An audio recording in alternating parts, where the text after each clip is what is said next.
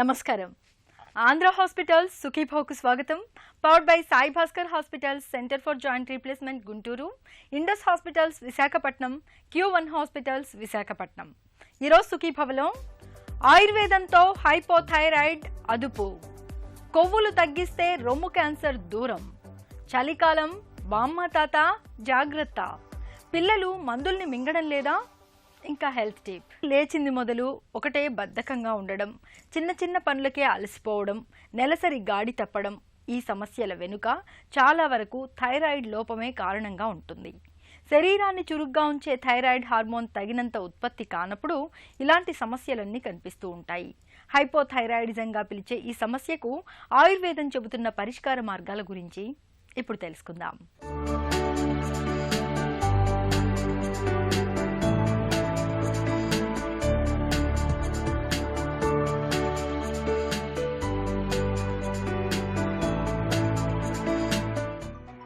నెలసరి సరిగ్గా రాకపోతే థైరాయిడ్ ఉందేమో అన్న సందేహం.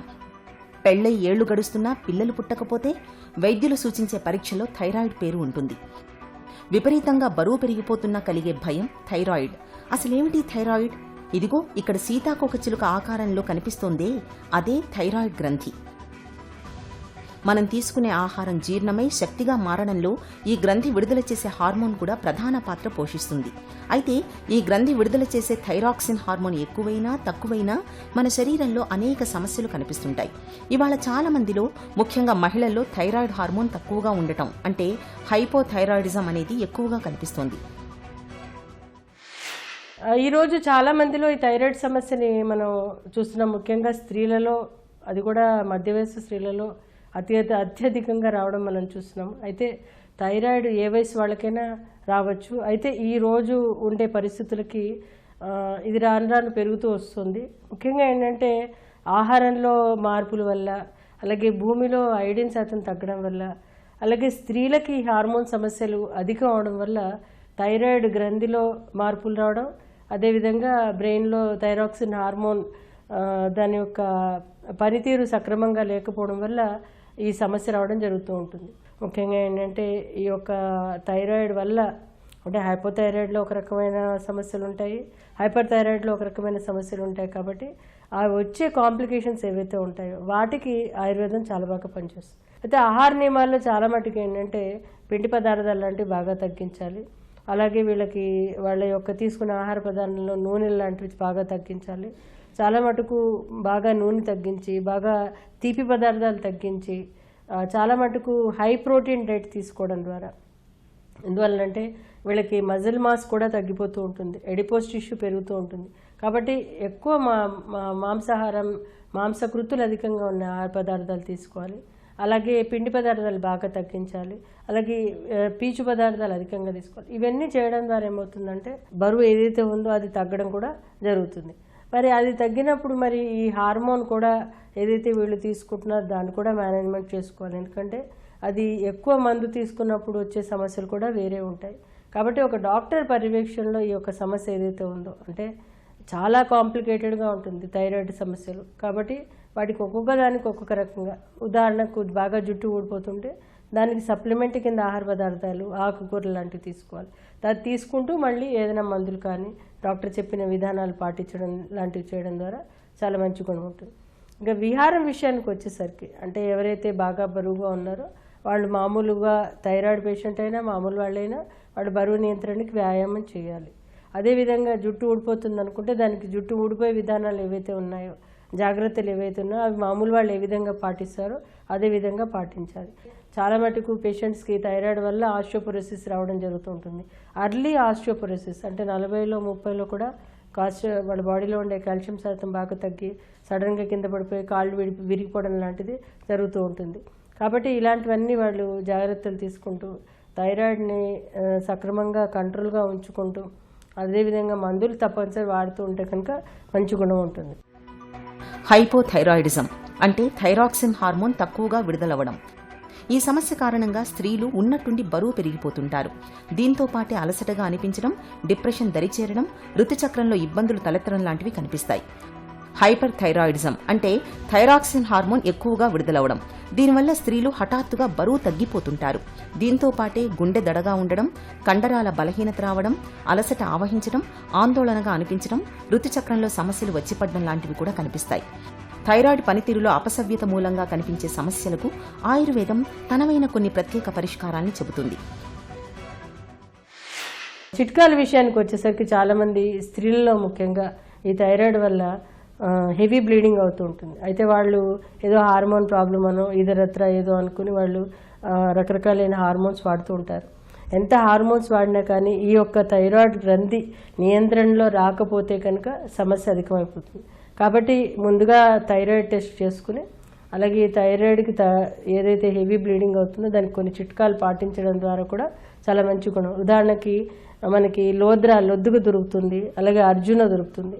ఈ రెండు కూడా ఒక అరచెంచాడిది, ఒక అరచెంచాడది అర్జున తీసుకుని ఆ రెండు కషాయం కింద కాచి పొద్దున సాయంత్రం ఒక 30 ml పొద్దున 30 ml సాయంత్రం చొప్పున తీసుకుంటే కూడా చాలా మంచి గుణం ఉంటుంది. అలాగే మనకి బూరుగ మనకి దొరుకుతూ ఉంటుంది. బూరుగ చెట్టు బెరడు తీసుకొచ్చి దాన్ని కషాయంగా కాచి, లేదంటే బూరుగ బంక కూడా ఇస్తూ ఉంటాము ఆయుర్వేదంలో మేము. దాన్ని కూడా తీసుకోవడం ద్వారా అంటే ఒక చెంచాడు చొప్పున తీసుకుంటే కనుక దాన్ని కషాయంగా కాచి దాన్ని తాగితే కూడా మంచి గుణం ఉంటుంది. బంకకి పంచదార కలిపి అంటే ఒక చిన్న రేగు గింజ అంత తీసుకుంటే పొద్దున్న సాయంత్రం తీసుకుంటే కూడా ఒక 1 week 10 days తీసుకుంటే మంచి గుణం ఉంటుంది. చికిత్సా విషయానికి వచ్చేసరికి ఆయుర్వేదంలో చాలా రకాలైన చికిత్సా విధానాలు. అంటే ఏంటి, ఏ కారణం చేత ఇది పెరుగుతోంది థైరాయిడ్. కొంతమందికి అబ్నార్మల్ థైరాయిడ్ ఫంక్షనింగ్ ఉంటుంది. అంటే ఎంత హార్మోన్ ఇచ్చినా వాళ్ళకి అది కంట్రోల్ రాదు. అంటే ఏదైనా గ్రంథి లాంటిది ఉండొచ్చు, లేదా అంటే ఇంటర్నల్గా బ్రెయిన్లో ఏదైనా చేంజెస్ రావచ్చు పిట్యూటరీ గ్రంథిలో. సో అవన్నీ కూడా MRI స్కాన్, అలాగే thyroid T3 T4 TSH test చేసుకోవడం ద్వారా ఇలాగే ఇతరత్ర పరీక్షలు చేయించుకుని పేషెంట్ని ఏ విధంగా బ్యాలెన్స్ చేయాలని చూసుకోవచ్చు. అదేవిధంగా వీళ్ళకి వచ్చి అసోసియేటెడ్ ప్రాబ్లమ్స్ ఏవైతే ఉన్నాయో అందులో కాంచనార గుగ్గులని, మేదోహర గుగ్గులని, అలాగే రకరకాలైన గుగ్గుల యోగాలు, త్రిఫలా గుగ్గులని, త్రయోదశాంగ గుగ్గులని, అలాగే కొన్ని రకాలైన ముక్తాశుక్తి పిష్ట అని, మౌక్తిక భస్మ అని, ప్రవాళ పిష్ట అని, ఇవన్నీ కూడా ఆ యొక్క సందర్భాన్ని బట్టి, ఆ యొక్క పేషెంట్కి వచ్చే లోపాన్ని బట్టి చికిత్స ఇస్తే కనుక చాలా హెల్తీగా ఉంటారు. ముఖ్యంగా ఏంటంటే చాలా మటుకు వాళ్ళు మందు తీసుకుని సరిపోయింది అనుకుంటూ ఉంటారు, కానీ ఇంటర్నల్గా కొన్ని ప్రాబ్లమ్స్ కొంతమంది ఫేస్ చేస్తూ ఉంటారు. అలాంటి వాటికి ఆయుర్వేదం చాలా బాగా పనిచేస్తుంది. థైరాయిడ్ సమస్యలతో బాధపడుతున్నప్పుడు ఒకవైపు మందులు వాడుతూనే మరోవైపు ఆహార విహారాల్లోనూ ప్రత్యేకమైన జాగ్రత్తలు తీసుకోవాలి. అయోడిన్ లభించే ఉప్పును మాత్రమే వాడాలి. అలాగే అయోడిన్ లభించే అరటి, క్యారెట్, కోడిగుడ్డులోని పచ్చసొన, వెల్లుల్లి, పాలకూర, ఉల్లిపాయల వంటి వాటిని ఆహారంలో తరచూ తీసుకోవాలి. థైరాయిడ్ హార్మోన్ పనితీరును సక్రమంగా ఉంచే జింక్, రాగి లాంటి పోషకాల కోసం ఓట్మీల్, గింజలు, చేపలు, నట్స్ వంటి వాటిని తరచూ తీసుకోవాలి. క్యాబేజీ, కాలీఫ్లవర్, చిలకడ దుంపలు, ముల్లంగి, పాలిష్ చేసిన బియ్యం, గోధుమలు, సోయా ఉత్పత్తులు, కాఫీ, కూల్ డ్రింకులను సాధ్యమైనంత వరకు తగ్గించాలి. ప్రతిరోజు కాసేపైనా వ్యాయామం చేయటం వల్ల థైరాయిడ్ హార్మోన్ పనితీరు మెరుగవుతుంది. థైరాయిడ్ సమస్యలు మరీ తీవ్రంగా ఉన్నప్పుడు కాంచనాది గుగ్గులు, మేదోహర విడంగాది లోహమాత్రలు, ఆరోగ్యవర్ధిని వంటి పునర్నవారిష్ట వంటి ఔషధాలను డాక్టర్ పర్యవేక్షణలో కొంతకాలం పాటు వాడుకుంటే మంచి ఫలితం ఉంటుంది. జీవించి ఉండగా కొవ్వుల్ని తక్కువగా తినే వాళ్లలో 82% మంది హాయిగా జీవిస్తున్నట్లు పరిశోధకులు గుర్తించారు. కొవ్వు పదార్థాలని తక్కువగా తినేవారిలో ఒక్క రొమ్ము క్యాన్సర్ మాత్రమే కాదు, ఎలాంటి క్యాన్సర్లతోనైనా లేదా గుండె జబ్బులతోనైనా మరణించే ముప్పు సైతం తగ్గుతుండడం విశేషమని పరిశోధకులు వివరిస్తున్నారు. చల్లదనం మితంగా ఉంటే ఒంటికి హాయిగా ఉంటుంది, కానీ అదే చల్లదనం వణికించే స్థాయిలో ఉంటే ఏ వయసు వారికైనా తిప్పలు తప్పవు. మిగతా సీజన్లతో పోలిస్తే చలికాలాన్ని పెద్ద వయసు వారికి కాస్త కష్టకాలమని చెప్పుకోవాలి. తీవ్రమైన చలి పండుటాకుల్ని గజగజ వణికించేస్తుంటుంది. ఇప్పటికే ఉన్న కీళ్ల నొప్పులు, హై బీపీ, షుగర్ వంటి దీర్ఘకాలిక జబ్బులు మరింత మొండిగా మారుతుంటాయి. ఈ నేపథ్యంలో చలికాలంలో ఆరోగ్యాన్ని భద్రంగా ఉంచుకునేందుకు పెద్దలు ఏం చేయాలో, ఎలాంటి జాగ్రత్తలు తీసుకోవాలో ఇప్పుడు తెలుసుకుందాం.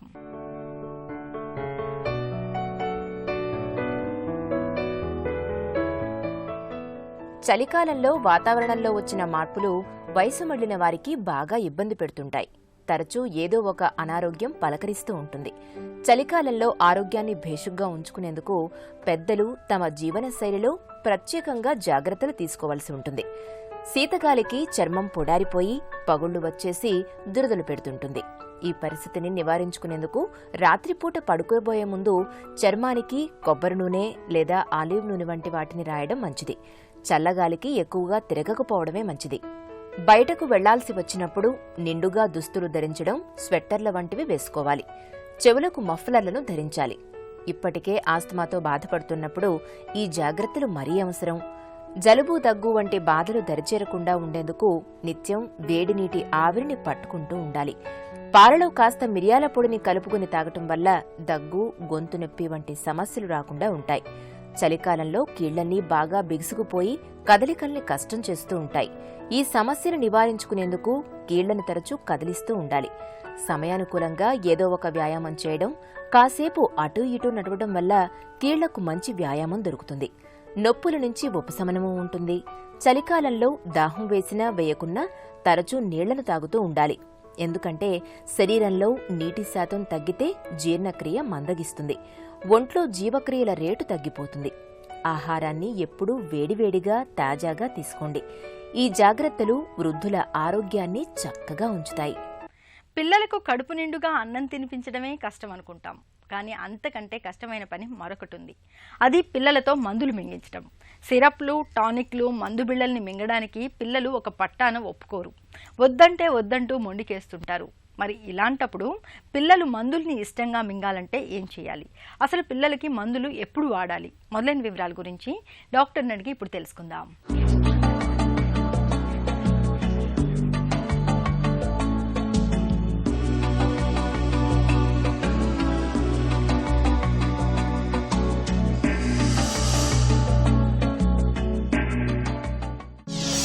పిల్లలకు మందుల్ని ఎప్పుడు మొదలు పెట్టాలి?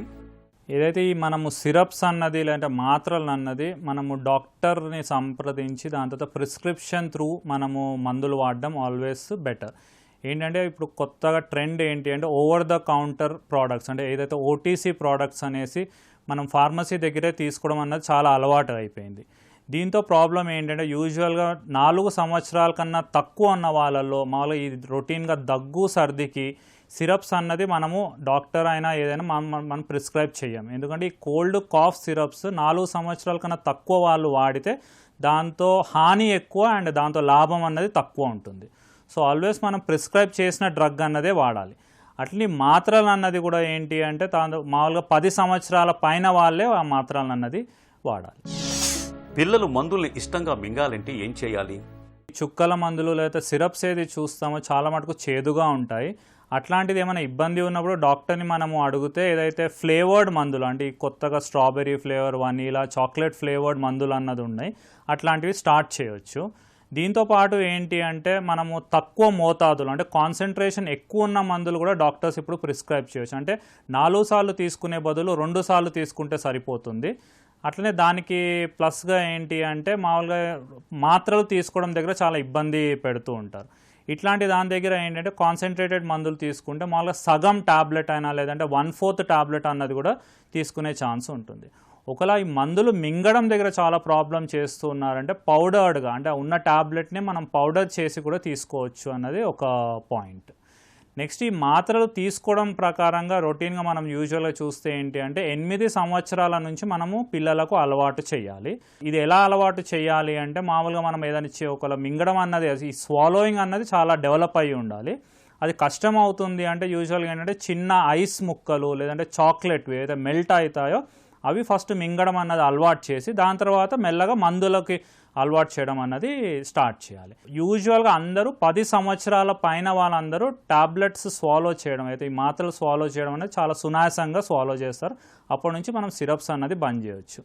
ఈ ప్రక్రియ కూడా ఎలా చేయాలి అంటే యూజువల్గా మనం ఇదైతే నాలుక వెనక భాగంలో ఈ మాత్రను అన్నది పెట్టి ఎక్కువ వాటర్ ఎక్కువ మోతాదుతో నీళ్ళు అన్నది మనం ఇవ్వాలి. అది కూడా మింగడం అన్నది న్యూట్రల్ పొజిషన్ అంటే స్ట్రైట్గా అయినా లేదా కొంచెం ముందుకి వంగి రాదర్ దాన్ బ్యాక్వర్డ్ వెనకకు వంగడం కన్నా కొంచెం ముందుగా వంగి అది మింగడం అన్నది ఆల్వేస్ బెటర్. ఒకవేళ పిల్లలకు ఆ వాటర్తో మింగడం అనేది కష్టం అవుతే యూజువల్గా ఫ్రూట్ జ్యూసెస్ లేదా థిక్ అండ్ లిక్విడ్స్ అంటే ఏదైనా మిల్క్ షేక్స్ ఇట్లాంటి దాంతో మింగితే ఇంకా చాలా ఈజీగా ఉంటుంది. మోతాదులో తేడా వస్తే మందులు పనిచేయవా?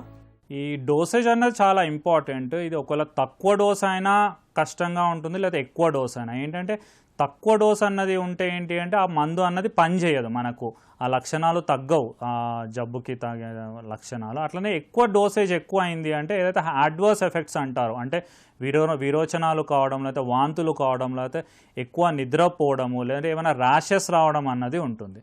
చాలామంది ఏం చేస్తూ ఉంటారంటే పాత ప్రిస్క్రిప్షన్నే తీసుకెళ్ళేసి అదే మందులు తీసుకుంటూ ఉంటారు.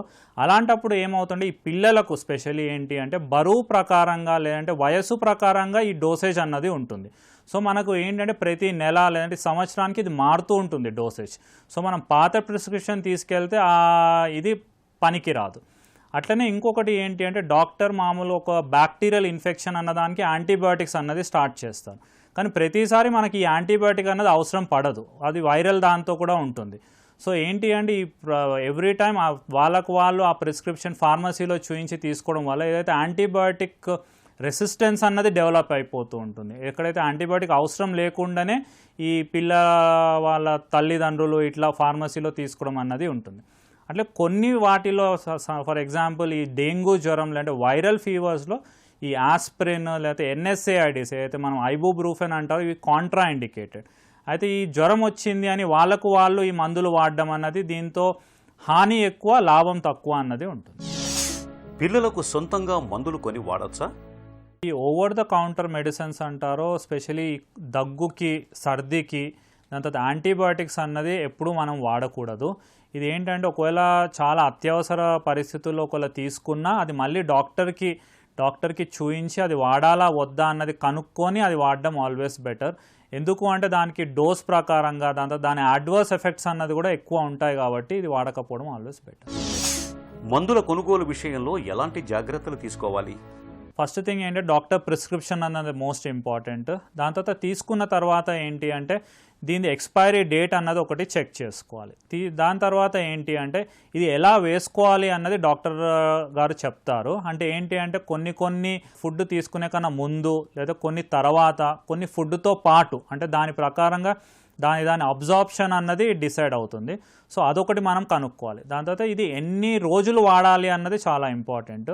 కొందరు ఏం చేస్తారు అంటే 2 రోజులు ఆ లక్షణాలు అన్నది తగ్గగానే ఆపేయడం ఇట్లాంటిది ఉంటుంది. అలాంటప్పుడు ఏంటంటే ఒక లేటెంట్ ఇన్ఫెక్షన్ అన్నది ఉండేసి అది మళ్ళీ రికవర్ అయ్యే ఛాన్స్ ఉంటుంది. సో ఆల్వేస్ ఆ కోర్స్ ఏదైతే 5 రోజుల 7 రోజులు 10 రోజుల కోర్స్ అన్నది కంప్లీట్ చేయడం చాలా ఇంపార్టెంట్. దీంతోపాటు ఎన్నిసార్లు వేసుకోవాలి, 2 సార్లు వేసుకోవాలా 3 సార్లు వేసుకోవాలా అదొకటి చాలా ఇంపార్టెంట్. దాని తర్వాత ఈ సిరప్ అన్నది ఎక్కడ స్టోర్ చేయాలి అన్నది మోస్ట్ ఇంపార్టెంట్. కొన్ని ఫ్రిడ్జ్లో పెట్టడం అంటే చల్లటి దీంట్లో పెట్టడం, లేదా కొన్ని లైట్కి దూరంగా పెట్టడం, లేదా కొన్ని వేడికి దూరంగా పెట్టడం, ఇట్లాంటి ప్రికాషన్స్ అన్నది తీసుకోవాలి. ఇంకోటి ఏంటంటే మనం పిల్లలకు ఇదేదో చాక్లెటో లేకపోతే ఏదైనా స్వీట్ ఇది అని చెప్పడం అన్నది మానుకోవాలి. ఏంటంటే ఇలాంటి అప్పుడు ఏమిటంటే ఇట్లాంటిది మనకు వాళ్ళకు రీచ్లో ఉన్నప్పుడు ఆ సిరప్ అంతా తీసేసుకొని దాంతో ఈ డ్రగ్ పాయిజనింగ్ అన్నది ఉంటుంది. సో ఫస్ట్ థింగ్ పిల్లలకు దూరంగా పెట్టడం, లేదా వాళ్ళకు చెప్పడం ఏదైతే ఇది జబ్బుకి సంబంధించింది అండ్ దాన్ని తగ్గడానికి వాడతారు అని చెప్పడం అన్నది మోస్ట్ ఇంపార్టెంట్. తర్వాత కొన్ని మందులలో 2-3 రకాల మందులు ఉంటాయి. దానికి షేక్ చేయడం అన్నది ఒకటి ఏంటంటే అది వాళ్ళ కింద డిపాజిట్ అయ్యి ఉండడం అట్లాంటిది ఉంటుంది. సో షేక్ చేసి తాగడం అన్నది ఒకటి చూసుకోవాలి. పిల్లలకు వాడే మందుల విషయంలో మనకు ఎలాంటి అవగాహన అవసరమో, మందుల వాడకం ఎలా ఉండాలో, పిల్లలు మందుల్ని ఇష్టంగా మింగడానికి మనం ఎలాంటి జాగ్రత్తలు తీసుకోవాలో తెలుసుకున్నాం కదా. ఇక ఈరోజు కార్యక్రమాన్ని ముగించే ముందు ఆంధ్ర హాస్పిటల్ సమర్పించే ఒక చిన్న చిట్కా మీకోసం.